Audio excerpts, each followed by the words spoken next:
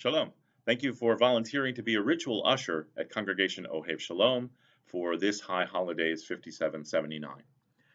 Your job as a ritual usher is vitally important to the experience that our congregants and guests are going to have in the course of the service. So once again, I thank you very much for taking on this really important and somewhat challenging job as a ritual usher.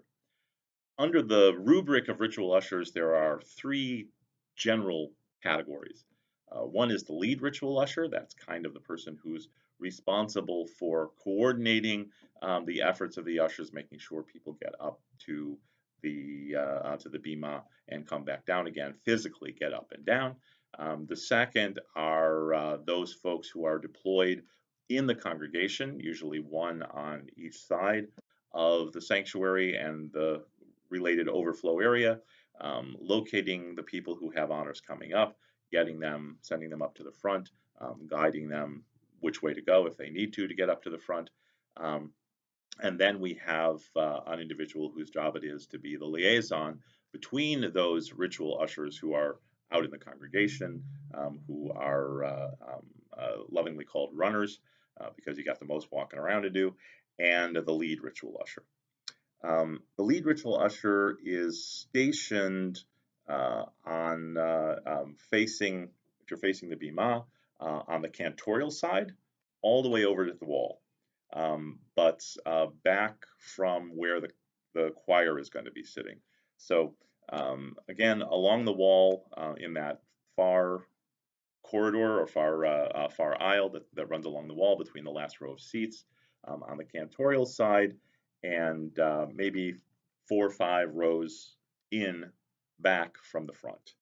So you're not within range of the choir, and really are fairly surreptitious. Can't be seen very easily by the congregation, but the runners, the ritual ushers who are out in the field, so to speak, will know exactly where to find you, as will the liaison. That's pretty much your station for the duration of your shift, because if you leave there, then the runners or the liaison are going to have a harder time finding you, and that's gonna delay things.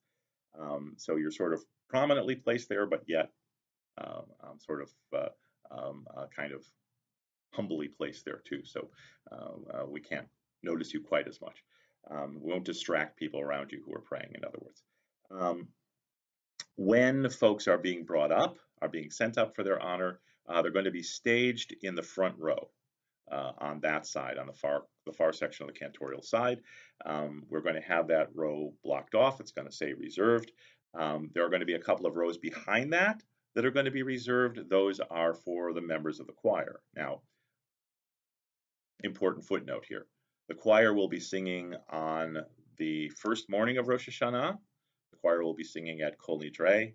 The choir will be singing during Musaf, during the additional service later in the day on Rosh Hashanah, on Yom Kippur morning. Or later in the service, not later in the day, later in the service on Yom Kippur morning. Other than that, the choir will not be sitting in those seats so that they can get up and down from the risers. So just so you know, first morning of Rosh Hashanah in Musaf in the additional service, so later in the morning service on Kol Nidre, that evening before Rosh Hashanah, before Yom Kippur, and the Musaf of Yom Kippur later in the morning service. That's when the choir is going to be getting up and down. We're going to have to yield to one another when traffic is moving through there. But every service, front row, cantorial side, far section, that's going to be the staging area for people who have honors. Bringing people up in time for their honors, if they're up there 10 minutes, 5 minutes even before their honor is due, that's plenty. We want to make sure that folks are there in enough time to get up to the bima comfortably, but we don't want to strand folks for too long sitting in the front row. Once their honor is approaching, then the lead ritual usher will let them know they need to go up. Because we're going to be set up for the choir for the high holidays, those folks who are leaving the front row to go up to the bima for their honor are going to need to go behind where the choir is and up the ramp on the cantorial side. and up to those seats there, take their seat, and then they'll be brought up for their honor, or in some cases, they'll just come up. Their honor will be happening right away. All right. Likewise, once they're done, they're going to be instructed by the Gabayim where to go, and then come down, hopefully, down the ramp on the rabbinic side, greeting the other folks on the bima along the way. When you are sending honorees, if you're sending them up to the bima, or actually if you're sending them from their seats to the staging area or from the staging area to the bima, please be sure to remind them what it is that they're doing. And if you don't know, or you've forgotten, or it's getting confusing, it's okay to ask them what their honor is, and just sort of give them a prompt as to what's going to be happening. So if you find somebody in their seat, they're going to be opening the ark. You can just say to them, you're going to be opening the ark before such and such a prayer.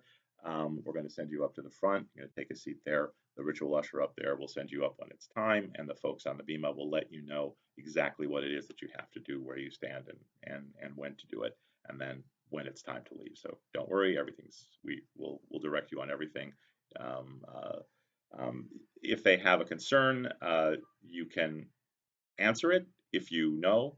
If you're not sure, then if you're sending them up to the front for the staging area, you can say, you can ask the lead ritual usher, or someone will be able to tell you up there. If you're the lead ritual usher and somebody asks you and you're not sure, you can check with the liaison, or you can send someone, either the liaison or a board member, or someone like that, actually around to the bima, and have them ask either the bima representative from the board, or even ask me, if it's something that's that serious and needs a rabbinic decision.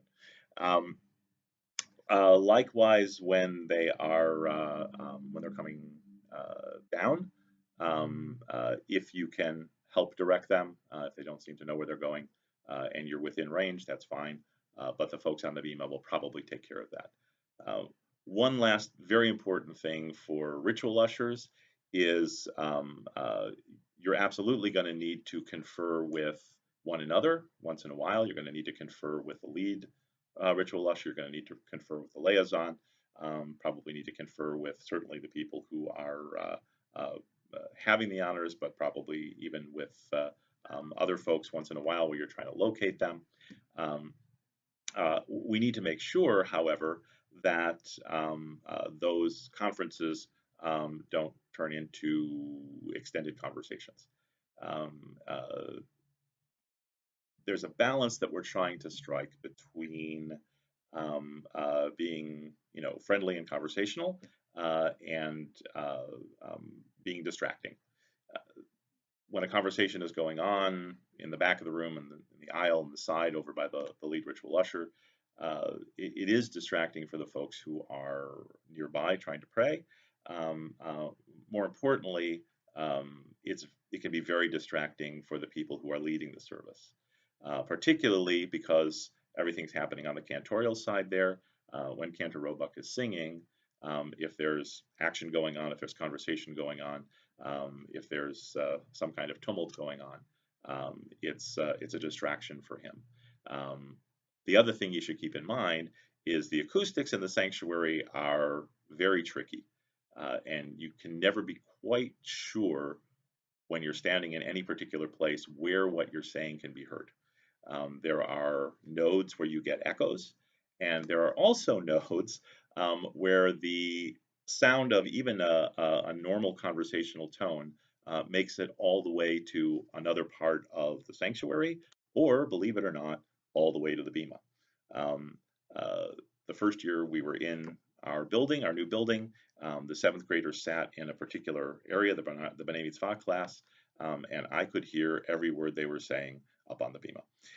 So we want to keep that in mind as well, that the folks, even when Cantor is singing, but also when people are reading Torah, even when somebody is doing an English reading, if they hear conversation, if they hear even just the buzz of conversation, or they catch out of their peripheral vision, they see a lot of milling around or movement, it can be distracting for them. While we're doing this difficult and challenging work, where we need to confer, we also need to make sure that we're making everything as pleasant for all of our guests and members as we possibly can. Thank you once again for your service to Congregation Ohev Shalom, and Shana Tova Mituka.